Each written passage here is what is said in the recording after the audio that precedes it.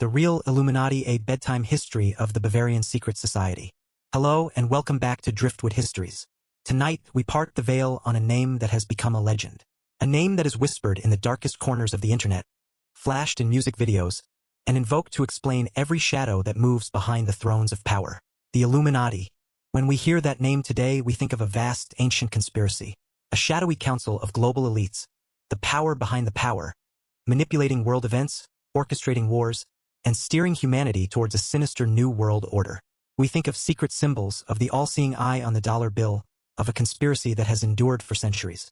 But what if I told you that the real Illuminati was not an ancient, all-powerful cabal? What if I told you they were a small, short-lived, and ultimately failed secret society, born from the mind of a single, brilliant, and deeply paranoid university professor in 18th century Germany? The truth is often far stranger, and more fascinating, than the fiction. So, find your comfortable place. Let the noise of the modern world recede. Close your eyes, and allow my voice to be your guide as we journey back to the heart of the European Enlightenment, to untangle the true story of the Bavarian Illuminati. We will explore their radical dream, their secret methods, their dramatic downfall, and how this small, forgotten society became the ghost that haunts the machinery of the modern world. Our story begins not with a conspiracy, but with a university, and a man who believed he could perfect the world. The year is 1776. It is a year of seismic, world-altering revolution. Across the Atlantic Ocean, in North America, a group of colonists has just penned a radical document, the Declaration of Independence, severing their ties with a king and asserting the then shocking idea that all men are created equal and are endowed with certain unalienable rights. Across Europe, a different, quieter, but no less profound revolution is at its zenith. This is the Enlightenment, the Age of Reason. Philosophers like Voltaire in France, Immanuel Kant in Prussia, and David Hume in Scotland are championing the power of human reason, empirical evidence, and individual liberty. Their ideas, spreading through books, pamphlets, and secret salons, are challenging the very foundations of the old world: the divine right of kings, the absolute power of the monarchy, and the unquestioned, often oppressive dogma of the established church. But not all of Europe was bathed in this new light. In the deeply conservative, staunchly Catholic electorate of Bavaria, in what is now southern Germany, the old order held firm. It was a land where the state was autocratic, where censorship was rife, and where the educational and political systems were overwhelmingly dominated by the powerful, and often reactionary, influence of the Jesuit order. The Jesuits controlled the universities, they were the confessors to the ruling family, and they actively worked to suppress the dangerous new ideas of the Enlightenment. It was in this climate of intellectual repression and political stagnation that a young, brilliant, and deeply frustrated professor of canon law at the University of Ingolstadt decided that the world was broken, and that he was the man with the secret plan to fix it. His name was Adam Weishaupt. Weishaupt was, in every sense, a man of the Enlightenment, trapped in an unenlightened land. Born in 1748, he was a prodigy. He was orphaned at a young age and raised by his godfather, a legal scholar who gave him access to a vast private library filled with the works of the French philosophes. Weishaupt devoured these books. He was also educated by the Jesuits, and he became a professor of canon law at the university, a position that had, for nearly a century, been held exclusively by a Jesuit. This made him an outsider and a target within his own institution. He grew to despise the influence of the Jesuits, which he saw as a force of superstition, intellectual tyranny, and political oppression that deliberately held humanity in a state of ignorance, or what he called immaturity. He dreamed of a world free from the tyranny of princes and priests.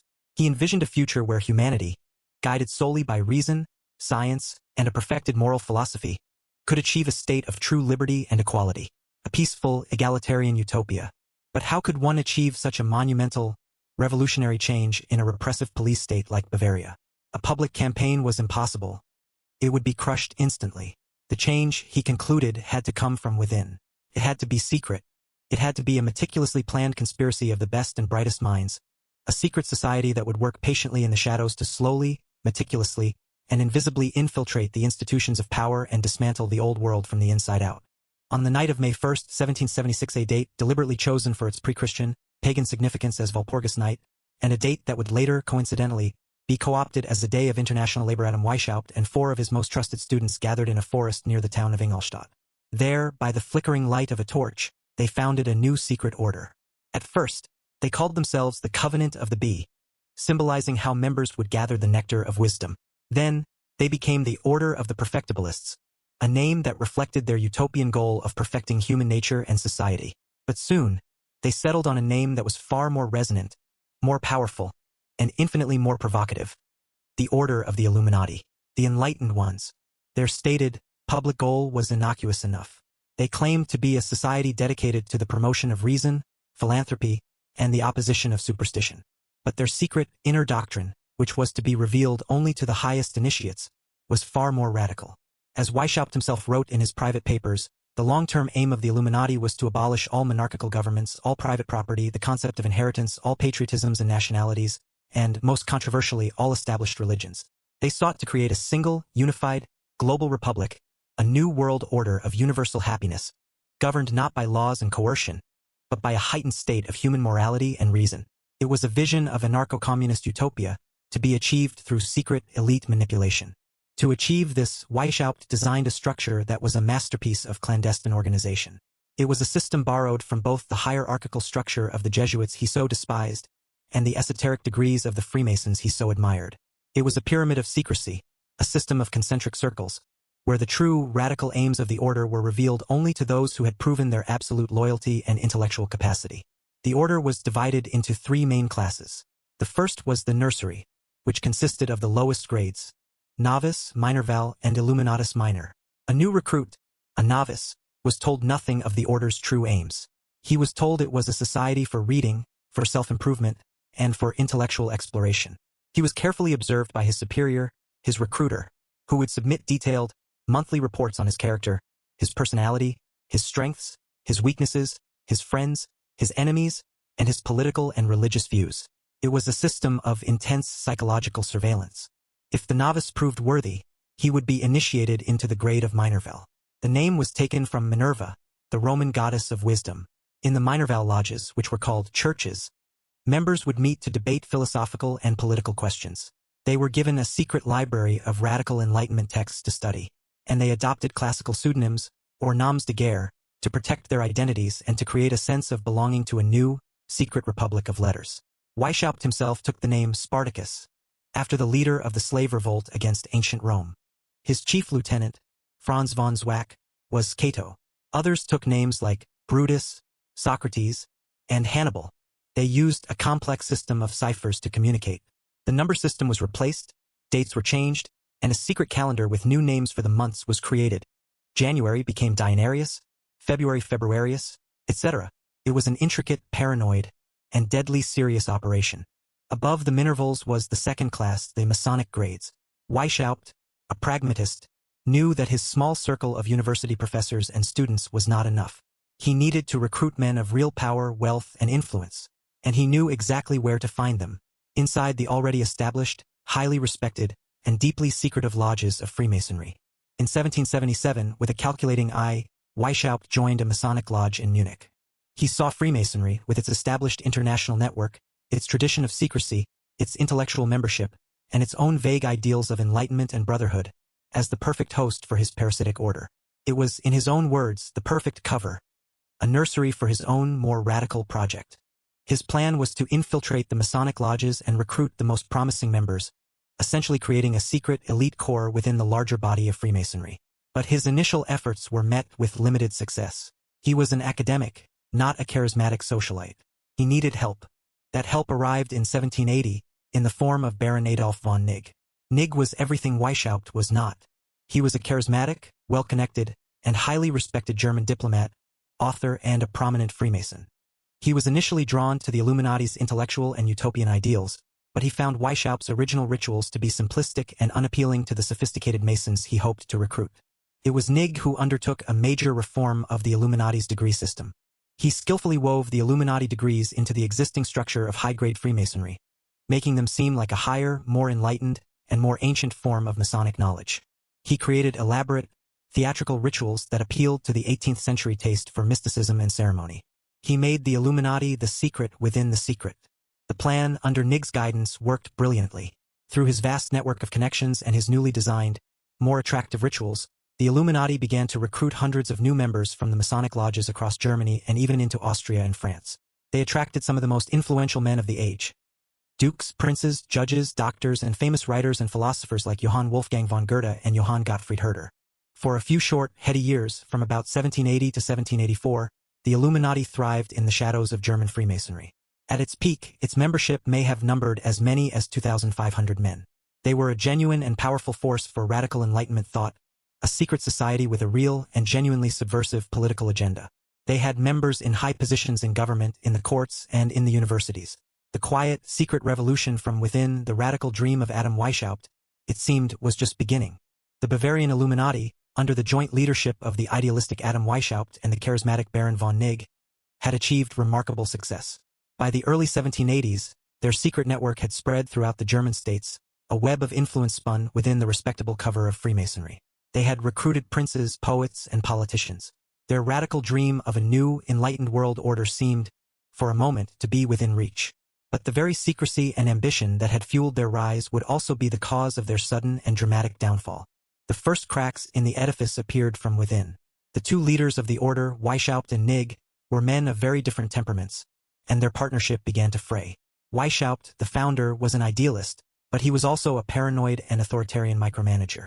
He demanded absolute, unquestioning control over the order's secret doctrines and its members. He had established a system of internal espionage, where members were required to submit detailed reports on the character and beliefs of their brethren. This created an atmosphere of deep distrust and fear within a society supposedly dedicated to brotherhood. Baron von Nigg, on the other hand, was a more pragmatic and aristocratic figure. He had been instrumental in the order's growth, and he felt he deserved a greater say in its direction. He grew increasingly disillusioned with Weishaupt's dictatorial style and his increasingly radical, atheistic, and anti-monarchical leanings, which he feared would inevitably lead to their discovery and destruction. Their disputes, carried out through a series of angry letters, grew so intense that in April of 1784, just 4 years after joining, a frustrated and resentful Baron von Nigg resigned from the order. It was a major blow, robbing the Illuminati of its most effective organizer and leaving Weishaupt dangerously isolated. Worse still, the Bavarian authorities were growing deeply suspicious. Rumors of a secret society that was anti-clerical, anti-monarchical, and was actively seeking to infiltrate the state's institutions were reaching the ears of Karl Theodor, the Elector of Bavaria. A devout Catholic and a staunchly conservative ruler, he saw the Illuminati as a direct and dangerous threat to his throne and to the established power of the Church.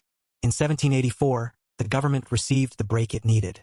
A former member, a university professor named Joseph von Utzkneider, who had grown disillusioned with Weishaupt's leadership after Nigg's departure, went to the authorities. He revealed the existence of the order, its subversive goals, and the names of several of its members. The government now had the confirmation it needed to act.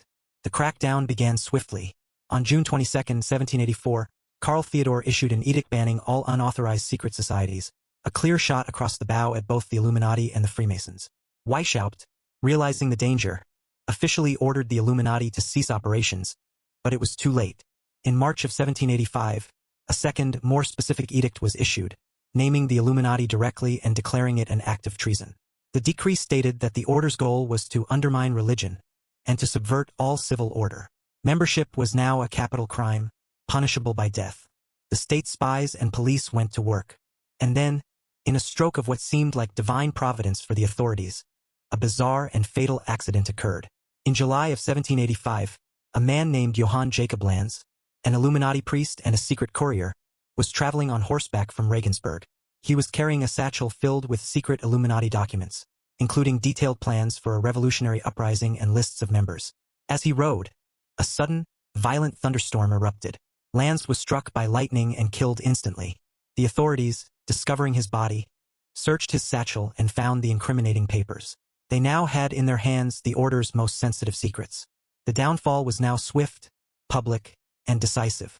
Armed with the new evidence, government agents raided the homes of known high-ranking members, most notably that of Franz Xaver von Zwack, one of Weishaupt's chief lieutenants and a government official himself.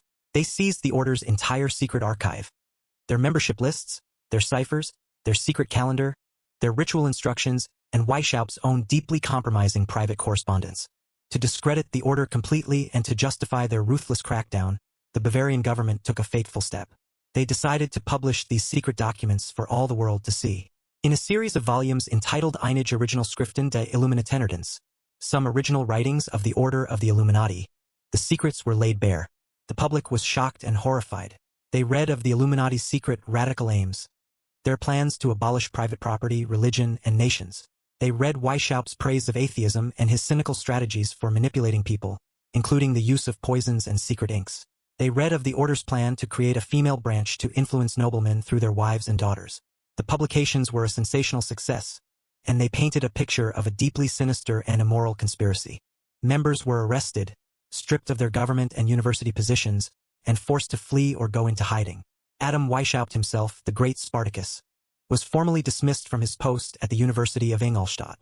A warrant was issued for his arrest, but he managed to escape.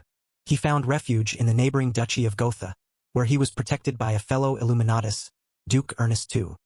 He would live out the rest of his life there, in exile, writing long and largely unread defenses of his failed order. The Bavarian Illuminati, after less than a decade of brilliant secret existence, was effectively and utterly extinguished. And here the historical story should have ended. It should have been a curious footnote in the history of the late Enlightenment. A cautionary tale of a radical utopian experiment that flew too close to the sun and was burned. But it didn't end there. The suppression of the Illuminati did not kill the idea. In a profound and lasting irony, it immortalized it. The ghost was about to be born. The very documents that the Bavarian government had published to expose and ridicule the order had the exact opposite effect on the international stage. They were translated and circulated across Europe and America. Instead of calming fears, they fueled a profound and lasting panic. They were seen not as the records of a failed local conspiracy, but as proof of a vast, ongoing, and terrifyingly successful one. Two men, in particular, were responsible for taking the scattered historical facts of the Bavarian Illuminati and transforming them into the mythical, all-powerful, and eternal beast we know today. John Robison, a respected Scottish physicist and a high-ranking Freemason himself, and Augustin Barruel, a French Jesuit priest who had been forced to flee the horrors of the French Revolution. In the late 1790s, with Europe still reeling from the shock of the French Revolution, both men, working independently, published explosive books. Robison's proofs of a conspiracy against all the religions and governments of Europe and Barruel's multi-volume memoirs illustrating the history of Jacobinism put forth the same terrifying thesis. The French Revolution was not a spontaneous uprising of the people against a corrupt monarchy. It was, they argued, the result of a long-planned, meticulously executed conspiracy. And who was behind it? A coalition of atheistic French philosophers, the radical Jacobin clubs, the Freemasons, and, at the very heart of the web, the surviving, vengeful members of Adam Weishaupt's Bavarian Illuminati.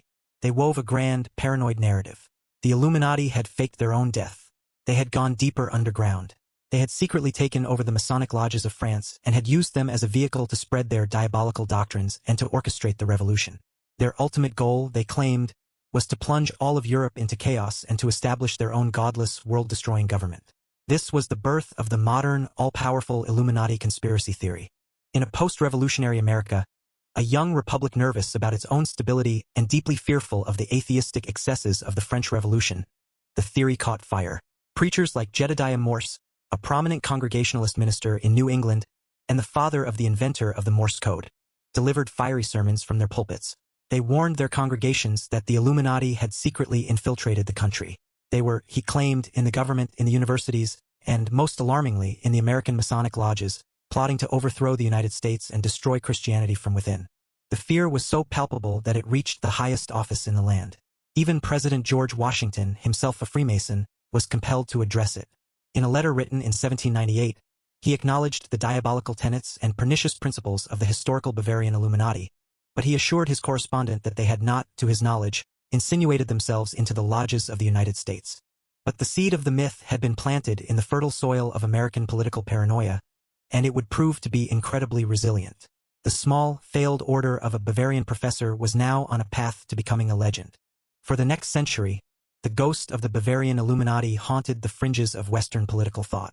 It remained a potent boogeyman, invoked by religious and political conservatives to explain the waves of revolution that swept across Europe in the 19th century, and to demonize their liberal, secular opponents. But it was in the 20th century, an age of mass media, total war, and even greater anxieties, that the myth was revived, twisted, and given a new and far more sinister life. This revival began with a notorious and deeply influential forgery, the Protocols of the Elders of Zion. First appearing in Russia in the early 1900s, the protocols purported to be the secret minutes of a meeting of Jewish leaders, detailing their master plan for global domination through the control of finance, the media, and the subversion of traditional morality. The text was a complete fabrication, plagiarized in large part from earlier political satires. But its authors borrowed heavily from the structure and language of Augustin Barruel's writings on the Illuminati, effectively merging the two conspiracy theories into a single, toxic, and virulently anti-Semitic narrative. The Illuminati conspiracy was now fused with the myth of a global Jewish conspiracy, a poisonous combination that would be used by figures like Henry Ford in America and, most devastatingly, by the Nazis in Germany to justify horrific persecution. After World War II and the horrors of the Holocaust, the Illuminati myth might have faded. But in the tense, paranoid atmosphere of the Cold War, it found new life. Right-wing, anti-communist groups in the United States, most notably the John Birch Society, revived the Illuminati conspiracy theory. They claimed that the Illuminati had not only survived, but had been the secret force behind the rise of international communism. They argued that powerful international bodies like the United Nations and private elite policy groups like the Council on Foreign Relations (CFR) were not instruments of global cooperation, but were, in fact, front organizations for the Illuminati working to establish a socialist one-world government. And then, in the 1960s, something strange and unexpected happened that would change the trajectory of the myth forever. A satirical counterculture book series called The Illuminatus trilogy, written by Robert Shea and Robert Anton Wilson, playfully reintroduced the Illuminati to a new generation. The books were a chaotic, psychedelic blend of historical fact, wild fiction, quantum physics, and absurdist humor. They presented a world where everything was a conspiracy, where the Illuminati were locked in an eternal battle with a group of chaotic anarchists called the Discordians. The books told you to question everything, but they did so with a wink and a smile. They turned the Illuminati from a dark right-wing boogeyman into a symbol of a grand, absurd, and almost cosmic joke. They took the paranoia and turned it into a game. And in doing so, they embedded the Illuminati deep into the DNA of modern popular culture. And then came the internet. In the digital age, an age of infinite information, or rather, infinite misinformation, the Illuminati found their perfect and eternal home. The old, centralized channels of information newspapers, television networks, academic institutions were replaced by a decentralized web of forums, blogs, and, most importantly, YouTube videos. The barrier to entry for creating and spreading a conspiracy theory was now zero. The myth of the Illuminati mutated at light speed. It absorbed new elements and adapted to new anxieties.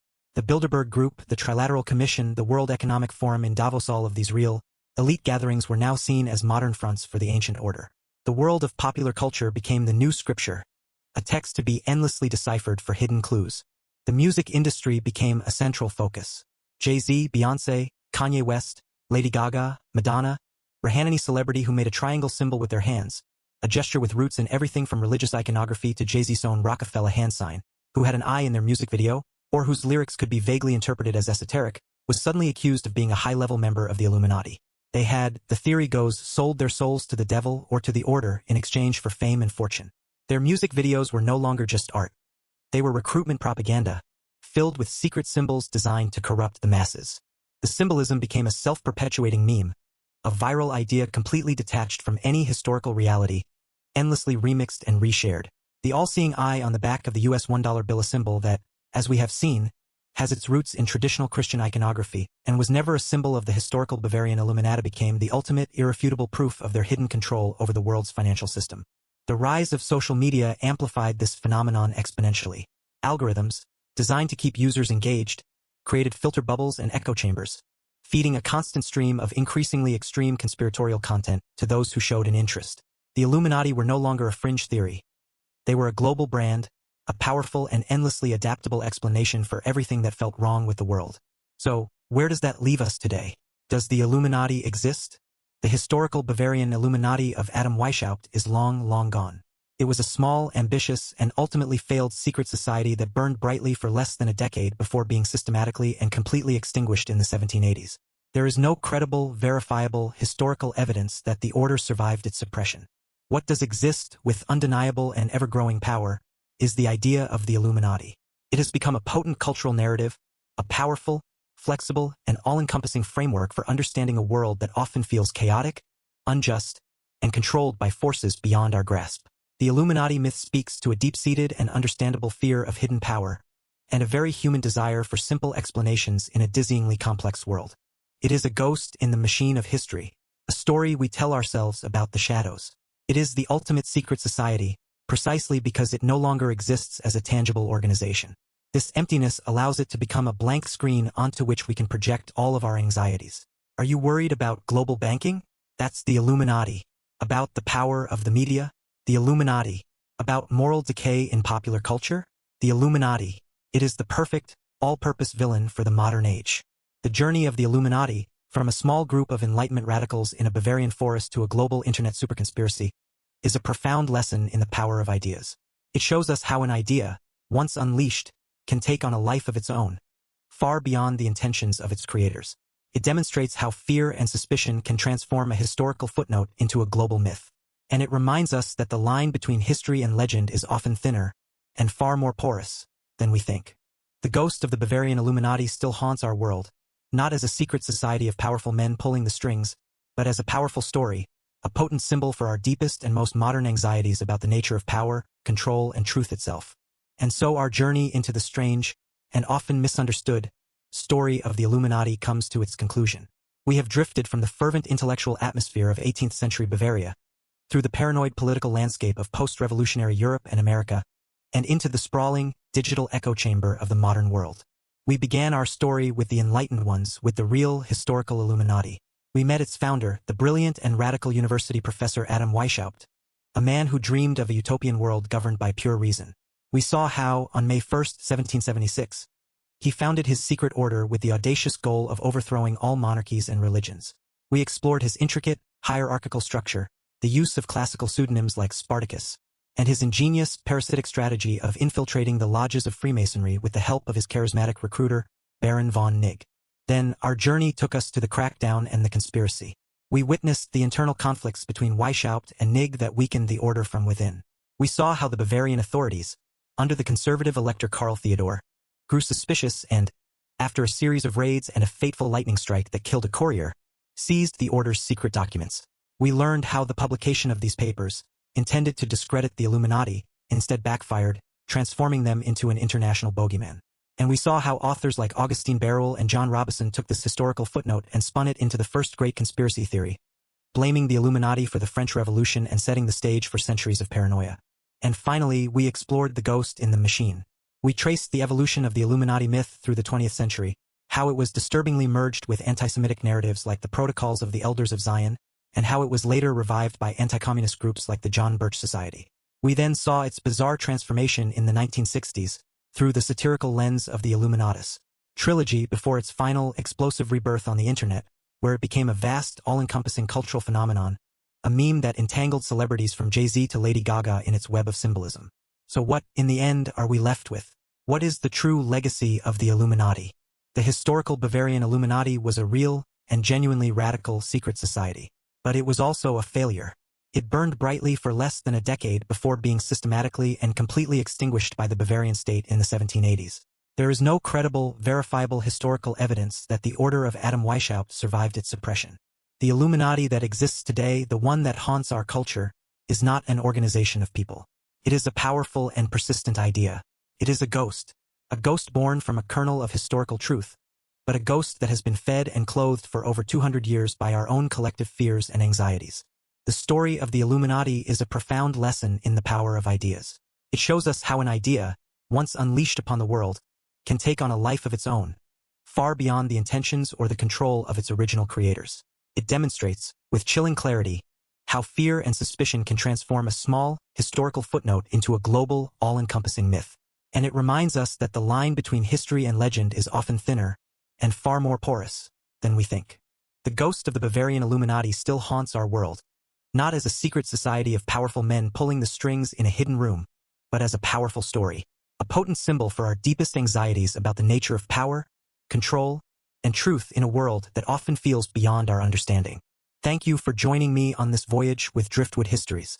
If these stories have stirred your curiosity and soothed your mind, I invite you to subscribe and join our community of fellow travelers. There are many more hidden currents of time, many more secret histories, for us to explore together. Until then, sleep well, question the shadows, but do not let them consume your peace. May your dreams be enlightened, and may you always find clarity in the quiet moments. Good night.